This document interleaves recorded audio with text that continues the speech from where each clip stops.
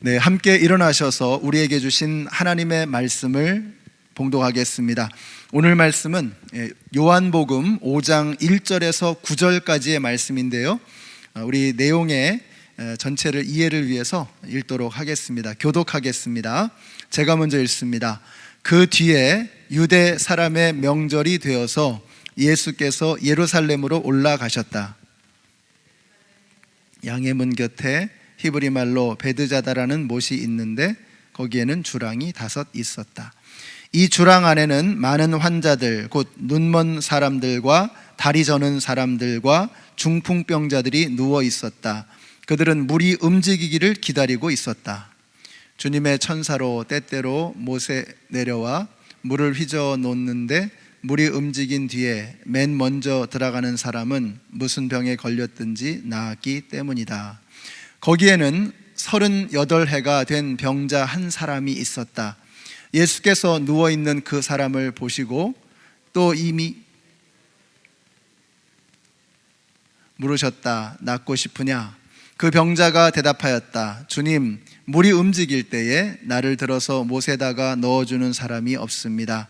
내가 가는 동안에 남들이 나보다 먼저 못에 들어갑니다. 예수께서 그에게 말씀하셨다. 일어나서 내 자리를 걸어가지고 걸어가거라. 함께 읽습니다.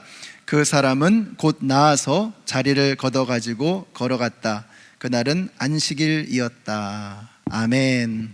우리 옆에 계시는 분들 한번 축복해 주시고요. 우리 마음속에 그리시면서 성도님들을 한번 또 축복해 주시기를 부탁드리겠습니다. 하늘 복 받으세요. 하늘 복 받으세요. 사랑합니다. 축복합니다. 그리고 여러분, 이 어려운 시기를 잘 이겨나가고 계시는 여러분들 감사하고 또 자랑스럽습니다. 오늘은 내가 낫기를 원하느냐라고 하는 제목으로 하나님 말씀을 함께 보도록 하겠습니다. 우리가 오랫동안 어려움에 처해 있다 보면 이게 이제 몸에 배어가지고요, 너무 익숙해져 가는 것입니다. 그래서 그냥 이렇게 사는 건가 보다, 인생은 이런 건가 보다, 이런 생각을 하게 될 때가 있습니다. 그냥 포기하는 거죠.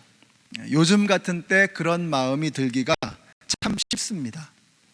전문가들도 의견이 분분하지만 낙관적으로 보는 분들도 올해 상반기는 지나가야 될 거다라는 그런 이야기를 하고 있습니다. 감사하게도 희망이 보이기 시작했습니다. 그러나 우리가 조금 더 인내하고 기다려야 하겠습니다. 좀 더 버텨야 합니다. 그래서 오늘은 우리가 로마서로 돌아가기 전에 성경에서 정말 오랫동안 절망 속에서 살았던 한 사람, 그 한 사람, 예수님을 만나서 새로워진 그 한 사람을 소개하려고 합니다. 베데스다 연못가에 있었던 38년 된 병자의 이야기입니다. 오늘 1절에 보니까 때는 유대인의 명절이라고 했습니다. 유대인의 명절, 유월절을 의미하는 것이죠. 유대인들에게 있어서 가장 중요하고 가장 성대하게 치러지는 절기가 바로 유월절입니다. 그렇기 때문에 당연히 가장 많은 사람들이 예루살렘으로 몰려드는 곳이기도 하죠. 자, 그런데 이 베데스다 연못의 위치가 오늘 본문에 보니까 양의 문 곁이라고 했어요. 양문 곁이다. 여기는 예루살렘 성전의 바로 앞에 있는 곳입니다. 그래서 한번 그림을 한번 보세요. 네, 요걸 좀 더 버튼을 하나 더 눌러주시면, 여기가 바로 이제 성전이거든요. 자, 그 다음 페이지로 넘어가 보겠습니다. 자, 성전 가까이서 보시면 여기가 성전이고, 성전 바로 앞에 하나 더 누르시면 이 베데스다 연못이 있죠. 그리고 나서 이 성전과 베데스다 연못이 이어지는 곳이 바로 양문입니다. 그러니까 이 베데스다 옆에 길로 지나서 성전으로 들어가는데 그 성전 문이 바로 양문이라는 거예요. 양문. 그래서 오늘 양문 곁에 베데스다가 있었다, 이렇게 말씀하고 있죠. 이 그림이 좀 그려지시죠? 자, 이 길목에 베데스다가 있는 겁니다. 자, 그러니까 어떻게 되겠어요? 베데스다 연못에는 성전을 향해 나아가는 사람들이 항상 수많은 사람들이 붐비는 겁니다. 자, 그러니까 6월절이라고 하면 가히 짐작이 되시죠? 얼마나 많은 사람들이 왔다 갔다 했을까 하는 것입니다. 자, 이 장면을 생각하면서 오늘 말씀을 우리가 보아야겠습니다. 사람들은 경건하고 은혜로운 모습으로 내가 이제 성전에 들어가서 예배를 드리고 제사를 드리고 은혜를 받으리라, 하나님의 영광을 보리라 하는 그런 마음으로, 바쁜 걸음으로 이제 성전을 향해 가는 것입니다. 자, 그런데 바로 그 옆에 병자들이 신음하며 누워 있는 거예요. 그게 바로 베데스다 연못입니다. 이 장면을 여러분이 머릿속에 그리셔야 합니다. 불쌍하다고 혀를 차는 사람들도 있었을 것이고, 지나가면서 저들처럼 병에 걸리지 않아서 감사합니다 이러는 사람들도 있었을 것입니다. 어떤 사람은 못 본 척하면서 그냥 바쁜 걸음으로 재촉해서 지나가는 사람들도 있었을 것입니다. 그러나 그 아무도 연못가에 누워있는 병자들에게는 관심이 없었습니다. 이 그림은 마치 선한 사마리아인의 이야기를 생각나게 하죠. 강도 맞아서 죽어가는 사람이 있는데 대제사장도 지나가고 또 레위 사람도 지나가는 겁니다. 근데 아무도 관심이 없어요. 다들 바쁘긴 했겠죠. 자, 그런데 사람은 지금 죽어가고 있잖아요. 지나가는 겁니다. 그러다가 선한 사마리아인, 이 사마리아 사람이 와가지고 이 사람을 구해주는 거예요. 성경에 보니까 이렇게 말씀하고 있습니다. 그 동기가 뭐냐? 측은한 마음이 들어서 라고 해서, 측은한 마음이 들어서, 그 죽어가는 사람을 보고서 불쌍한 마음이 들어서, 측은한 마음이 들어서, 그래서 이렇게 그 강도를 돌봐주었다, 강도 맞은 사람을 돌봐주었다라고 말씀하고 있는 것입니다. 오늘 이 베데스다 연못가에도 많은 사람들이 지나가고 있습니다. 예배를 드리기 위해서 성전을 향해서 많은 사람들이 나아가고 있는 거예요. 근데 그 어느 누구도 신음하는 병자들에게는 관심이 없습니다. 그러나 우리 예수님은 가시던 발걸음을 돌려서 이 베데스다로 향하십니다. 오늘 본문 6절에 보니까 예수께서 누워있는 그 사람을 보시고 라고 했어요. 그 사람을 보시고. 그러니까 예수님이 보셨다는 거예요. 보셨다는 거예요. 또 이미 오랜 세월을 그렇게 보내고 있는 것을 뭐예요? 아시고라고 했어요. 이 중요한 말입니다. 예수님이 보셨다는 거예요. 그리고 예수님이 아신다는 거예요. 사람들은 이 병자들에 대해서는 관심이 없습니다. 근데 예수님은 관심 정도가 아니라 그들을 아시는 거예요. 사람들은 지나가면서 이 병자들은 거들떠 보지도 않습니다. 그러나 예수님은 그들을 보시는 거예요. 여러분, 예수님은 우리를 측은하게 여기시는 그 마음, 긍휼히 여기시는 그 마음 때문에 우리를 보시고 우리를 아시는 겁니다. 오늘 이걸 기억하시기 바랍니다. 예수님은 여러분의 눈물을 보셨고 여러분의 아픔을 아십니다. 우리 예수님은 세상에 어느 누구도 나에게 관심이 없을지 몰라요. 내 아픔을 어느 누구도 몰라요. 그러나 예수님은 아시고 예수님은 보시는 것을 믿으시기 바랍니다. 그러니까 예수님이 아시고 예수님이 보시면 되는 거예요. 왜요? 예수님은 그냥 스쳐 지나가지 않으시는 분이기 때문에 그렇습니다. 사람들은 지나가요. 예수님은 지나치지 못하시는 거예요. 사람들은 내 아픔을 몰라요. 알아도 그냥 지나가요. 그러나 예수님은 그냥 지나가지 않으시는 거예요. 그 예수님께서 저와 여러분을 찾아오시는 줄로 믿으시기 바랍니다. 지난주에 박상건 집사님 어머니 장례식이 있었다고 광고 드렸죠. 1935년에 태어나셨고 82년에 미국으로 이민을 오셨습니다. 그리고 2011년부터 교회를 나가시고 그리고 바로 1년이 채 지나기도 전에 세례를 받으셨어요. 그러니까 77세 생신 지나시고 바로 세례를 받으신 거예요. 제가 이분 고인의 양력을 읽으면서 마음속에 드는 생각이, 예수님이 얼마나 기뻐하셨을까. 여러분, 77년 지나서 77세 생신이 지나고 바로 세례를 받으신 거예요. 77년 동안 주님께서 기다리신 겁니다. 얼마나 예수님께서 기뻐하셨을까. 우리 예수님은요, 우리를 보시고 우리를 아시고 우리에게 오시는 주님이십니다.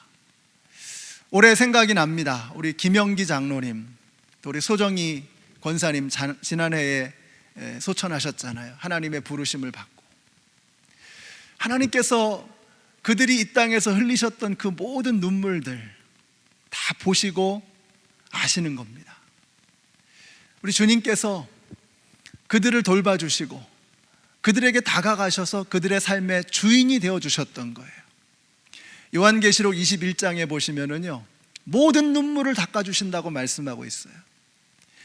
여러분, 주님께서는 그 모든 눈물을 닦아주시는 거예요. 닦아주시기 위해서는 눈물을 보시는 거죠. 그 눈물의 의미를 아시는 거죠. 그래서 그 눈물을 닦아주시는 거예요. 사랑하는 성도 여러분, 우리 주님은 여러분이 눈물 흘릴 때 2020년 우리는 유난히 많은 눈물 흘렸습니다. 아버지들의 어깨는 유난히 무거웠고 어머니들의 가슴은 유례 없이 갑갑했습니다. 아이들도 고생 많이 했어요. 우리 모두가 다 심적으로, 영적으로, 물질적으로 너무나 힘든 시간을 보내고 있습니다. 그러나 우리 주님께서 보고 계십니다. 우리 주님께서 알고 계십니다. 그 모든 눈물을 우리 주님은 닦아 주시는 줄로 믿으시기 바랍니다. 주님이 아시면, 주님이 보시면 되는 거예요. 왜요? 주님은 그냥 스쳐 지나가지 않으시는 분이기 때문인 것입니다. 고통과 신음으로 가득했던 지난 한 해를 생각해 보면 이건 마치 고통과 신음으로 가득한 베데스다 연못가의 모습이 생각이 나요. 2020년은 그야말로 베데스다 연못이었습니다. 거기에는 많은 병자들이 모여 있었어요. 얼마나 많은 눈물과 얼마나 많은 신음과 얼마나 많은 피고림들이 그 연못가에 뿌려졌을까. 그것이 바로 우리가 살았던 지난 한 해의 우리의 모습입니다. 그러니까 우리의 지난 한 해는 그야말로 베데스다 연못의 처참한 풍경이었죠. 예수님은 그곳에서 한 사람을 만나십니다. 그는 38년 된 중풍병자였습니다. 여러분, 우리가 일주일만 자가격리를 해도 답답해서 죽을라 그래요. 저도 정말 이렇게 답답해서 아주 혼났습니다. 이게 일주일만 있어도 힘든데 생각해 보세요. 38년입니다. 38년 동안 그는 중풍병을 앓고 있었습니다. 긴 병에 효자 없다고 이쯤 되면 이제 주위에 있는 사람들은 다 떨어져 나가는 겁니다.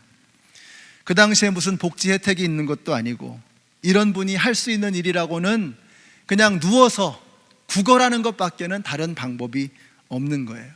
근데 이분이 마침 택했던 장소는 베데스다의 연못가였다라는 거죠.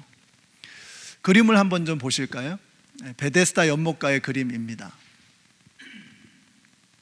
아마 옐로스톤 파크 같은 그런 곳이 아니었나 싶어요. 이 옐로스톤 파크에 보면은 이 물의 압력이 증가를 하면서 간헐적으로 펑 하고 물이 솟구치면서 이렇게 뜨거운 물들이 올라온다 그러잖아요. 아마도 베데스다가 그런 곳이 아니었나 싶습니다. 당시 사람들이 볼 때는 이게 마치 천사가 와서 물을 흔들어 놓는 것처럼 보인 거예요. 그래서 그곳에 어떤 영험한 기운이 있다고 믿고 병자들이 몰려들었던 거죠. 가장 먼저 들어가면 고침을 받을 수 있다 이런 생각을 하고 사람들이 몰려든 것입니다. 4절 보세요. 주님의 천사가 때때로 못에 내려와 물을 휘저어 놓는데 물이 움직인 뒤에 맨 먼저 들어가는 사람은 무슨 병에 걸렸든지 나았기 때문이다. 확인할 길은 없지만 그렇게들 믿고 있었던 것입니다. 그래서 병자들이 모여들어서 물이 동하기만을 기다리고 있었던 거죠. 바로 그때 예수님이 찾아오신 거예요. 그러니까 천사가 아니고 천사를 부리시는 주님이 친히 찾아오신 거예요. 이야, 여러분의 삶에도 이런 역사가 나타나게 되시기를 바랍니다. 우리가 정말 베데스다 연못가 같다 그랬잖아요. 우리의 삶 자체가 그 우리의 삶 속에 피고름 나고 신음과 고통이 가득한 우리의 삶 속에 천사 정도가 아니라 천사를 부리시는 우리 예수님께서 오시기를 예수님의 이름으로 축원합니다. 그 장소의 이름이 베데스다라는 거예요. 우리 교회가 이 베데스다에 있잖아요. 이름이 참 좋아요. 이 베데스다라고 하는 이름의 뜻은 House of Mercy, 자비의 집, 은혜의 집 이런 뜻입니다. 참 이름이 참 좋죠. 저는 우리 이 연합장로교회가 이 워싱턴 지역에서 소문난 그런 House of Mercy, 주님의 자비, 주님의 은혜가 흘러넘치는 그런 교회가 되시기를 축복합니다. 자, 그러나 실상 예수님이 오시기 전까지 사실 자비의 집 베데스다는 자비가 없었어요. 병고침의 역사가 나타나지 못했어요. 그러니까 예수님이 오시기 전까지 베데스다는 베데스다가 아니었던 것입니다.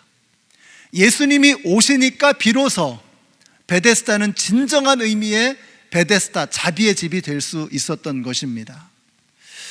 여러분, 우리 교회가 진짜 베데스다가 되려면요, 자비의 집이 되려면 그 중심에 예수님이 계셔야 합니다. 이제 여러분이 백신도 맞고 면역력도 생기고 그래서 여기 베데스다에 다시 모여가지고 예배하고 찬양할 때 저는 우리가 모이는 이 집이 정말 진정한 주님의 자비와 은혜가 충만한 진짜 베데스다가 되시기를 바라요. 그러려면 예수님이 우리의 중심 가운데 계셔야 되는 거예요. 그 전까지, 우리가 모이기 전까지 각자 해야 될 일들이 있을 겁니다. 그게 뭘까? 여러 가지가 있겠지만 우리가 그동안 소홀히 했던 것들을 좀 돌아봐야 됩니다. 정말 그리고 나서 같이 모이는 거예요. 같이 모여가지고 저는 정말 기대가 됩니다. 주의 자비가 내려와 하면서 찬양 부르고 하나님의 은혜로 찬양하는 그런 날이 여러분 곧 다가올 겁니다. 그날에 우리가 좀 잔치를 해야 되겠어요. 우리 신교부 얘기해서 뭐 돼지를 잡든지 아니면 삼겹살을 굽든지 잔치를 좀 하면 좋겠다는 생각이 듭니다. 자, 그런데 그때까지 여러분들도 각 가정에서 하셔야 될 일들이 있어요. 여러분 뭘 하셔야 되겠습니까? 그동안 여러분이 하도 정신없이 바쁜 바람에 하지 못했던 그런 일들이 있을 거 아니에요. 그게 뭔지를 좀 돌아보세요. 다시 말하면 여러분의 인생을 다시 한번 찬찬히 반추해 보는 겁니다. 돌아보셔야 돼요. 내 삶에서 뭐가 미싱이 됐나? 내 삶에 뭐가 부족한가? 우리 가정에 뭐가 잘못이 됐는가? 이런 것들을 좀 돌아보는 기회를 가지셔야 되는 겁니다. 특별히 집에서 있는 시간이 많은 이때에 우리의 가정을 좀 돌아봐야 됩니다. 우리의 가정은 어떠한가? 여러분 정말 참 좋은 기회가 아닙니까? 집에 있는 시간이 많으니까 집에 있는 가족들과 이전보다 훨씬 더 많은 시간을 보낼 수가 있잖아요. 전에는 이제는 뭐 저녁에 무슨 뭐 이벤트가 있는 것도 아니고 모임이 있는 것도 아니잖아요. 그냥 일 끝나면 집에 가 있는 거 아니겠습니까? 집에 있는 시간이 많아지고 가족들과 많은 시간을 보내잖아요. 그러니까 이게 기회가 돼야 돼요.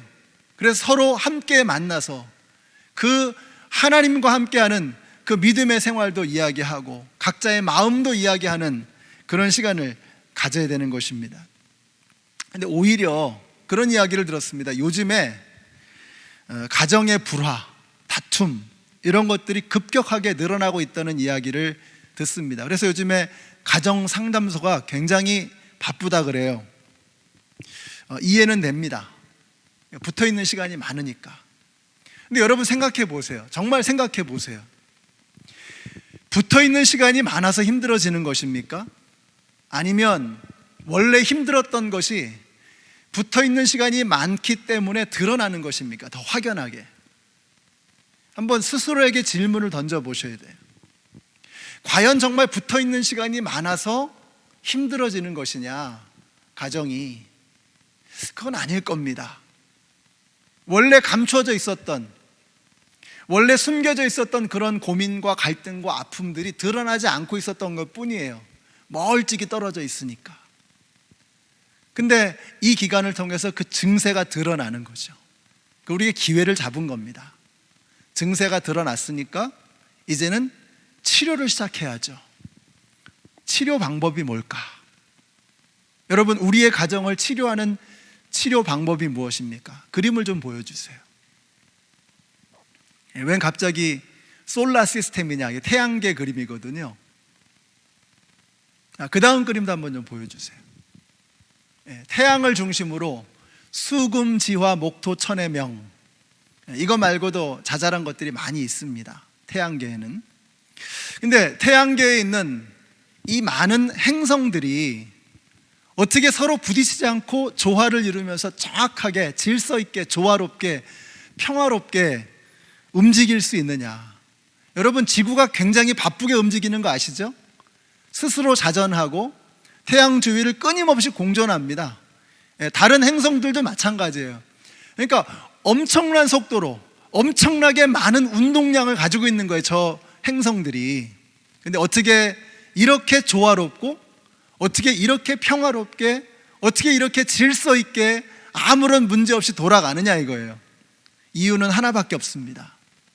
이 모든 행성들이 다 태양을 중심으로 돌고 있는 거예요. 그래서 솔라 시스템, 태양계라고 부르는 겁니다. 여러분, 우리 가정에 한 사람 한 사람이 어떻게 하면 가까이 붙어 있지만 밀집되어 있지만 조화를 이루면서 질서 있게 아름답게 평화롭게 행복하게 돌아갈 수 있을까, 활동할 수 있을까? 방법은 하나입니다. 그 중심에 예수님이 계셔야 되는 거예요. 예수님을 중심으로 돌아가면 질서가 생기는 겁니다. 조화가 이루어지는 거예요. 평화롭기 시작해지는 것입니다. 우리 연합장로교에 속한 모든 성도님들의 각 가정들이 이렇게 예수님을 중심으로 모여서, 그러니까 각 사람이, 가족 한 사람 한 사람이 예수님을 중심으로 자리를 잡는 거예요.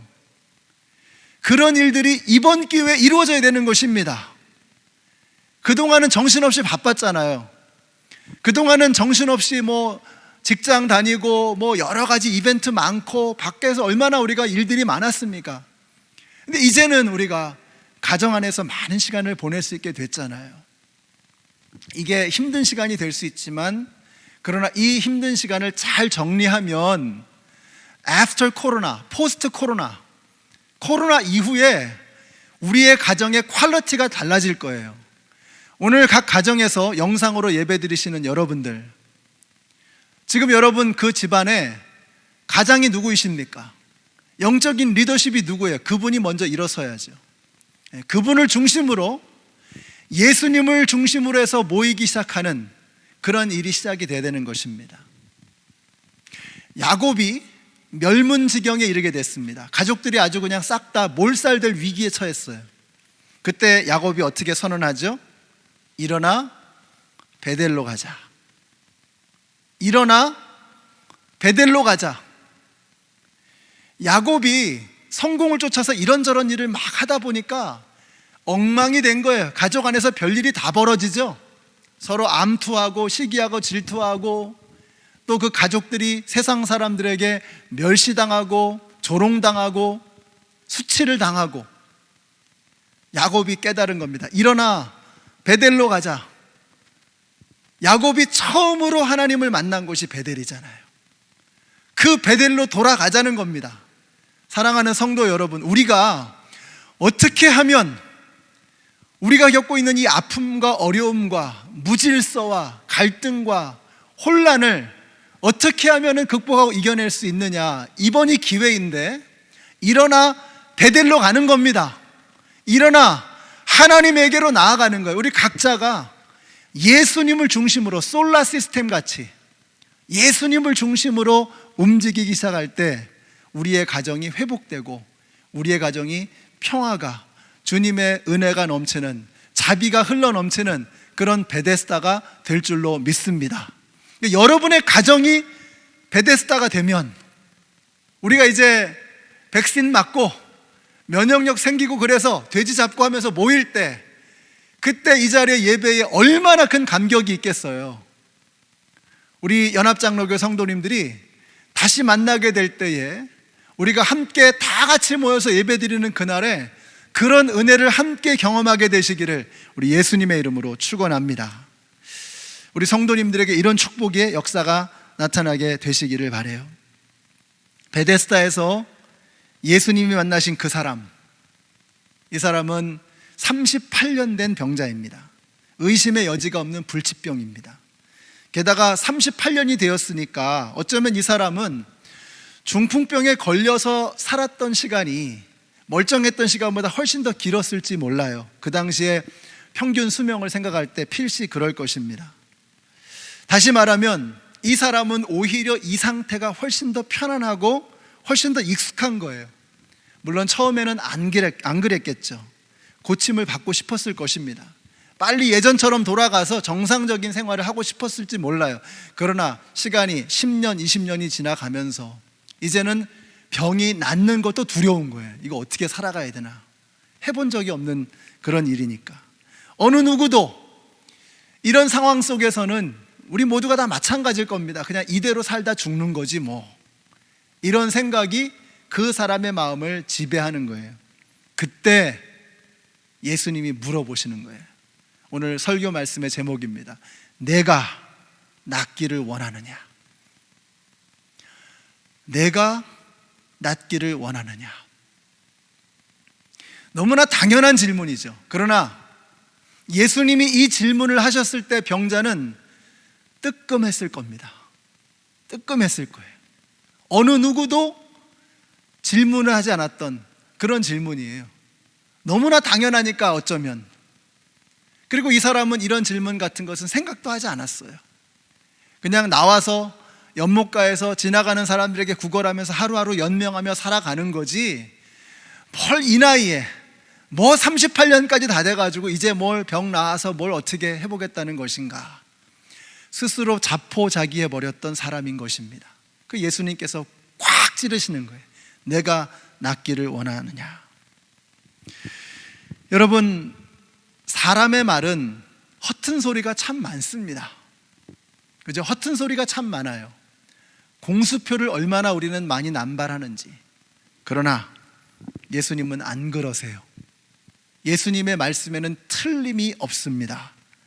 그 말씀 하나하나에 의미가 가득합니다. 그래서 여러분, 성경책 중에서 왜 그런 성경책 있죠? 예수님의 말씀은 빨간색으로 처리된 그런 성경책 있잖아요. 정말 그 빨간색 글씨는요, 눈알이 빨개지도록 집중해서 심각하게 읽어야 되는 거예요. 정말 중요한 말씀. 예수님 말씀에는요, 허튼 말씀이 없어요. 그냥 하시는 말씀이 없는 거예요. 하나하나의 그 한 글자 한 글자에 의미가 담겨 있는 거예요. 그러니까 예수님께서 네가 낫기를 원하느냐, 그냥 하신 질문, 해보신 질문이 아니에요. 우리는 그냥 하는 말이 있잖아요. 그냥 해보는 말들이 있잖아요. 인사치레로. 예수님은 그날 인사치레로 하신 말씀이 아니라는 거죠. 여기에는 송곳 같은 의미가 담겨 있는 거예요. 꽉 찌르시는 거예요. 네가 진짜 낫기를 원하느냐? 여러분, 오늘 이 말씀을 들으신 우리 모든 성도님들, 여러분 기도 제목이 있으시죠? 우리 기도 제목 내신 분들 이렇게 쭉 보면 새롭게 올라온 기도 제목들이 많습니다. 그런데 오래된 기도 제목들이 여전히 꽤 많더라고요. 제가 올해는 오래된 기도 제목들을 좀 붙잡고 기도하는 시간을 많이 가져보려고 합니다. 그래서 제 마음의 소원에, 우리가 다들 영적으로 잠들어 있는 것 같잖아요. 그런데 잠들어 있는 우리들을 깨우시는, 하나님의 잠을 팍 깨우시는, 눈이 번쩍 뜨이는 그런 역사가 나타나도록, 그렇게 여러분에게 그런 일들이 일어나게 되시기를 바랍니다. 오늘 주님께서 여러분에게 물으시는 거예요. 네가 낫기를 원하느냐? 정말 네가 기도한 기도 제목, 네가 올린 기도 제목, 그거 진심이야? 정말로 네가 낫기를 원해? 라고 물으시는 거예요. 그 질문 앞에 우리가 엉터리 같은 대답하면 안 됩니다. 이 병자는 엉뚱한 대답을 해요. 뭐라 그래요? 질문을 했으면 그냥 그 질문에 대답하면 되잖아요. 주님, 낫기를 원합니다. 그러면 되잖아요. 근데 뭐라 그래요? 여기 엉뚱한 대답하는 것이 보니까, 물이 움직일 때 나를 들어줄 사람이 없어서 다른 사람들이 먼저 들어갑니다. 여러분, 이게 질문과 대답이 어긋나고 있는 게 보이시죠? 네가 낫기를 원하느냐? 그러면 뭐라고 대답하면 돼요? 주님, 제가 정말 낫기를 원합니다. 결단코 제가 새로워지기를 소원합니다. 이렇게 대답하면 끝나는 거예요. 근데 엉뚱한 대답을 하는 겁니다. 그냥 물이 움직일 때 나를 들어다가 저 연못에 넣어줄 사람이 없어서 이게 지금 이런 상태입니다. 예수님이 이 질문하신 게 아니잖아요. 네가 낫기를 원하느냐? 네 마음을 원하는 거예요. 네가 낫기를 원하냐는 이 예수님의 질문에는 너 그 기도 제목 진짜야? 너 정말 그 상태로는 더 이상 남아있고 싶지 않은 거야? 정말로 그게 너의 진심이야? 그런 뜻이 담겨 있는 거예요. 너 포기하면 안 돼 라는 충고가 담겨 있는 것입니다. 네가 낫기를 원하느냐라는 이 질문에는 야, 너 믿음이 없으면, 기대가 없으면, 너의 마음에 진정한 원함이 없으면 역사는 일어나지 않는 거야 라는 주님의 가르침이 담겨 있는 것입니다. 오늘 저와 여러분에게 주님이 질문하시는 거예요. 네가 낫기를 원하느냐? 여러분, 그 질문은 여러분을 향한 예수님의 응원입니다. 그것은 포기하면 안 된다는 예수님의 충고입니다. 그것은 우리가 진정으로 낫기를 원한다면, 진정으로 회복되기를 원한다면, 진정으로 살기를 원한다면, 믿음이 없으면, 기대가 없으면, 마음에 소원이 없으면 되지 않는다라고 하는 예수님의 가르침인 것입니다. 우리 연합장로교회 모든 성도님들, 여러분 이 질문을 오늘 마음에 새기십시오. 네가 낫기를 원하느냐? 나는 과연 정말 낫기를 원하는가? 이 질문을 스스로에게 던지면서 내가 고침받아야 될 영역은 무엇이며 새로워져야 될 것은 무엇인가를 분명하게 돌아보시고 진심을 가지고 예수님 앞으로 나오시는 저와 여러분이 되시기를 바랍니다. 여러분이 주님 물어보실 때 당황하시면 안 돼요. 엉뚱한 엉터리 같은 대답하시면 안 돼요. 주님, 제가 낫기를 원합니다. 진심입니다. 새로워지기를 소원합니다. 이렇게 대답하실 수 있는 저와 여러분이 되시기를 바랍니다. 이 38년 된 베데스다의 병자는 당황했습니다. 그래서 주님이 낫기를 원하느냐 할 때 엉터리 같은 대답을 했던 거죠. 그러나 예수님은 포기하지 않으세요. 그래서 이 사람에게 명령하십니다. 일어나서 내 자리를 걷어가지고 걸어가라. 이 명령에 이 사람이 순종하지 않았다면, 기대도 없고 원함도 없고 믿음도 없었다면 시도도 하지 않았을 거예요. 근데 성경에 뭐라고 되어 있어요? 그 사람이 곧 나아서 자리를 걷어가지고 걸어갔다. 무슨 말입니까? 믿었던 거예요. 이 사람의 마음속에 원함이 없이, 소원이 없이, 기대 없이 살다가 예수님을 만나고 예수님의 그 눈빛을 바라보고 예수님의 그 음성, 네가 정말 낫기를 원하느냐 라는 그 음성을 들을 때 그 마음에 울림이 있었던 겁니다. 깜짝 놀라 깨어난 거예요. 그리고 믿음이 생긴 거죠. 주님, 제가 믿습니다. 제 마음의 소원이 생겼습니다. 한번 해보겠습니다 하는 이 마음이 생긴 것입니다. 믿고 일어나 걸어가게 되었던 것입니다. 우리 주님께서 저와 여러분을 포기하지 않으십니다. 그날 베데스다 연못에서 병 고침의 역사가 일어났어요. 물이 동할 때 1등으로 들어가는 사람은 병이 낫는다라는 이 확인할 길 없는 전설 때문이 아니고 예수님의 말씀 때문에, 그 베데스다의 연못가에서는 역사가 일어난 것입니다. 이 세상에 전설이 많아요. 마치 베데스다 연못에 1등으로 들어가면 고침을 받을 거야라는 이 전설처럼 확인할 길이 없어요. 근데 이 세상에 얼마나 많은 전설들이 있습니까? 네가 명품을 가지고 다니면 너 행복할 거야. 너는 의미 있는 삶을 살 거야. 너 이런 것을 가져가면, 이런 것을 이루면, 이런 것을 성취하면 너는 행복해질 거야. 과연 그렇습니까? 여러분, 정말 그런 것들이 내 삶에 들어올 때 진정으로 내 삶이 변화되는 것입니까? 그렇지 않습니다. 예수님이 들어오실 때 내 삶에 진정한 회복, 진정한 치유가 일어나게 되는 것을 믿으시기 바랍니다. 이것이 베데스다 연못가에서 일어난 사건이에요. 진정으로 베데스다가 되기 위해서는 그곳에 예수님이 오셔야 하는 것입니다. 여러분의 삶에 예수님이 걸어 들어오시는 역사가 2021년에 일어나게 되시기를 축복합니다. 오늘 주님께서 저와 여러분에게 물으십니다. 네가 낫기를 원하느냐? 여러분 정말 낫기를 원하십니까? 정말 새로워지기를 원하십니까? 정말로 회복되기를 원하십니까? 여러분의 인생이 코로나 이전과 코로나 이후로 명확하게 구분되어지기를 원하십니까? 새로워지기를 원하십니까? 그러면 세상이 말하는 전설이나 낭설이 아니라 하나님의 말씀에 귀를 기울여야 합니다. 올해 표가 그거죠. 주의 말씀으로 새롭게 하소서. 베데스다 연못가에 예수님의 음성이 울려 퍼졌을 때 그곳에 새롭게 되어지는 역사가 나타났던 것처럼 베데스다 연못과 같은 우리의 삶 속에 주님의 음성이 울려 퍼질 때, 주님의 말씀이 들어오실 때, 그때 우리의 삶에도 38년 된 묵은 불치병이 새롭게 고침을 받고 치유되는 역사가 나타나게 될 줄로 믿습니다. 우리의 삶의 구석구석을 돌아보아야 합니다. 그 중심에 예수님이 계셔야 합니다. 여러분, 이 솔라 시스템, 이 그림 다시 한번 좀 보세요. 이 그림을 한번 좀 띄워주세요. 예, 이 그림을 좀 마음속에 새기세요. 내가 지금까지 태양처럼 생각했던 그 세상적인 전설과 낭설들, 그거 중심에 예수 그리스도가 오셔야 되는 거예요.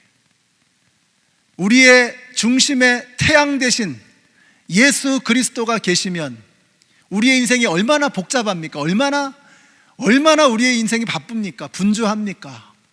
그 모든 것들이 서로 충돌되고 엉키고 뒤죽박죽 계속해서 그런 삶을 살아가시렵니까? 우리의 삶이 정돈되고 질서 있고 조화롭고 능력 있는 삶이 되어지려면 내 생활의 구석구석에 있는 모든 것들이 예수 그리스도를 중심으로 다시 새롭게 정렬되어져야 하는 것입니다. 그러면 우리의 삶은, 코로나 이후에 우리의 삶은 새롭게 회복되고 달라지게 될 줄로 믿습니다. 이런 하나님의 은혜를 경험하시고 또 기대하시고 그 기도의 응답을 받으시는 2021년이 되시기를 우리 예수님의 이름으로 축원합니다. 기도하겠습니다. 하나님 감사합니다. 우리가 주님을 바라보기를 소원합니다. 주님 말고 세상의 엉뚱한 태양들을 바라보면서 우리가 우리의 삶을 더욱더 괴롭게, 더욱더 엉망진창으로 복잡하게 만들어갔던 저희들의 삶을 회개합니다.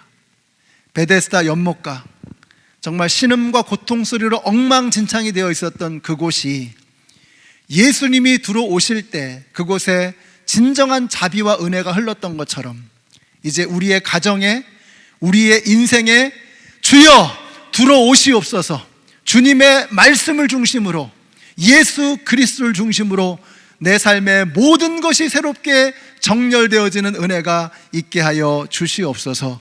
예수님의 이름으로 기도드렸습니다. 아멘. 우리 함께 일어나셔서 찬양하시겠습니다. 주님의 얼굴 보라. 괴로울 때 주님의 얼굴을 바라보십시오.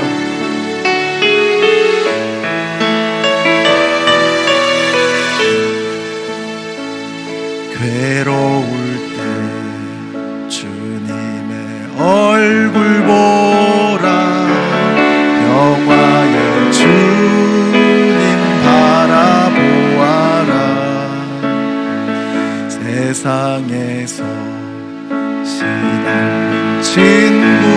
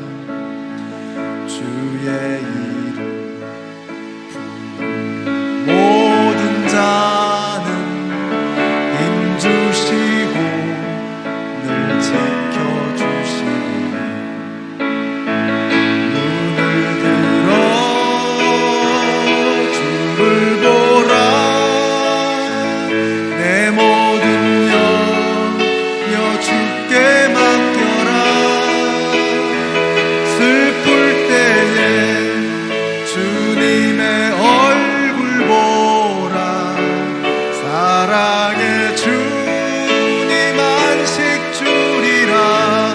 눈을 들어 주를 보라. 내 모든 염려 주께 맡겨라. 슬플 때에 주님의 얼굴 보라. 사랑의 주님 안식 주리라. 우리 이 시간 잠시 묵상으로 기도하겠습니다. 차분하게 여러분의 삶을 한번 돌아보십시오.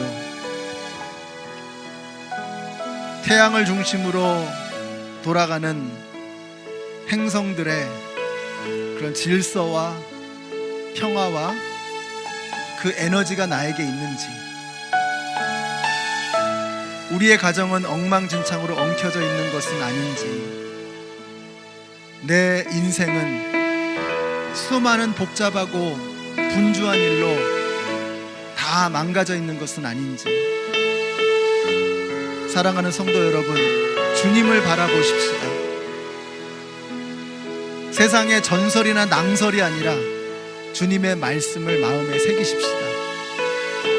그래서 이제는 우리가 예수님을 중심으로 생각하고 예수님을 우선으로 생각하는 가족이 되고, 내 인생이 모든 분주한 것들이 예수님을 중심으로 새롭게 정리되고 정돈되고 정렬되어짐으로 이제 에너지를 회복하고 능력을 회복하고 이제는 평화와 질서와 안식 가운데 살아가기를 소원하는 그런 마음을 가지고 우리 주님 앞에 나아가십시다. 우리 같이 기도하겠습니다.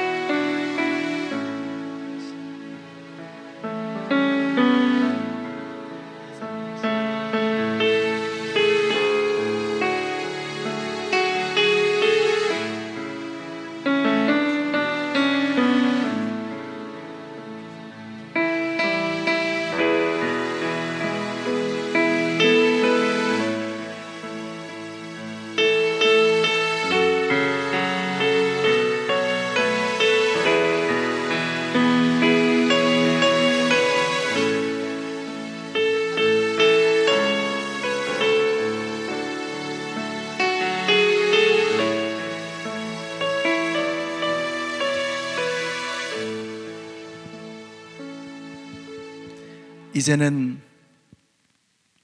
우리의 삶의 중심이 되어지기를 원하시는 우리 주 예수 그리스도의 은혜와 하나님 아버지의 그 크신 사랑과 성령님의 역사하심이 우리의 가정이 또 내 생활 속에 있는 모든 분주하고 복잡한 그 수많은 일들이 이제는 예수님을 바라보며 예수님을 중심으로 정리 정돈되기를 소원하는 하나님의 모든 백성들 머리 위에 이제로부터 영원토록 함께 하시기를 예수님의 이름으로 축원하옵나이다.